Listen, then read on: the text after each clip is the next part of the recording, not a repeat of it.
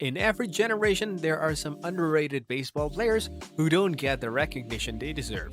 Well, the history of baseball is filled with players who had different skills. In today's video, we are going to take a look at the most underrated players in baseball. Let's get started. Jose Oquendo. Jose Oquendo was ahead of his time when it came to being a versatile player who could play anywhere on the diamond.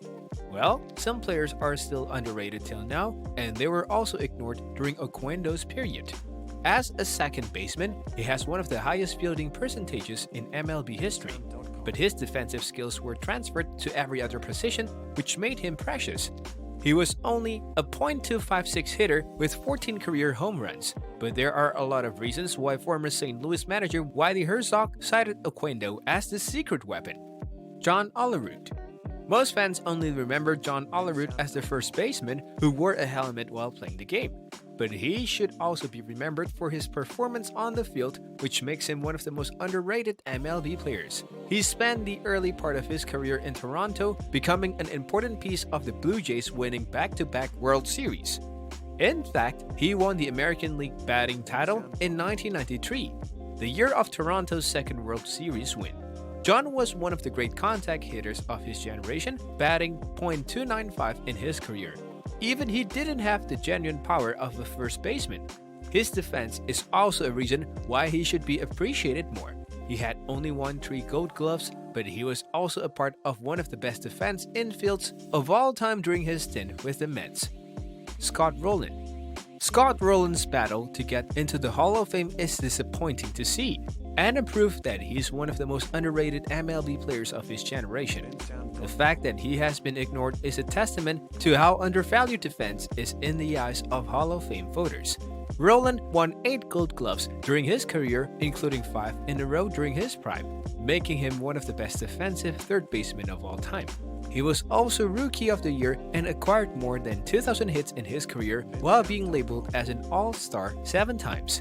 Between those offensive numbers and his defensive prowess, Rolen should be held in higher esteem.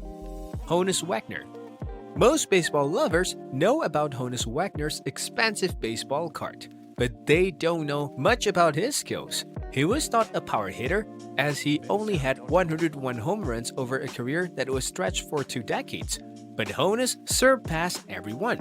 In the career of 12 years, he won 8 batting titles, including a stretch of 4 in a row from 1906 to 1909. He also led the National League in RBIs 5 times and stolen bases.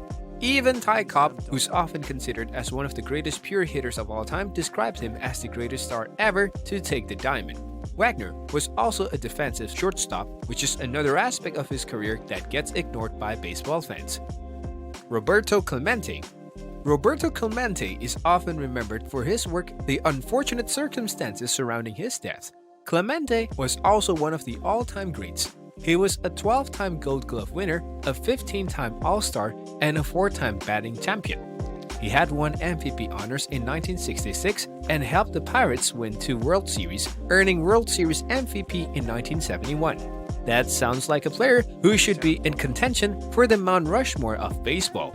Somewhat poetically, he wrapped up his career with just 3,000 hits.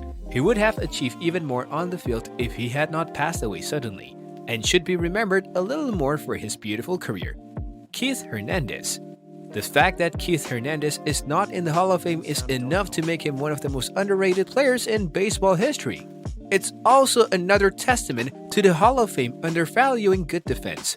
Keith is considered as the best defensive first baseman to ever play the game, revolutionizing the positions by playing off the base and filling in a lot of ground. He has also won 11 consecutive Gold Gloves during his career. On top of that, he was an amazing leader.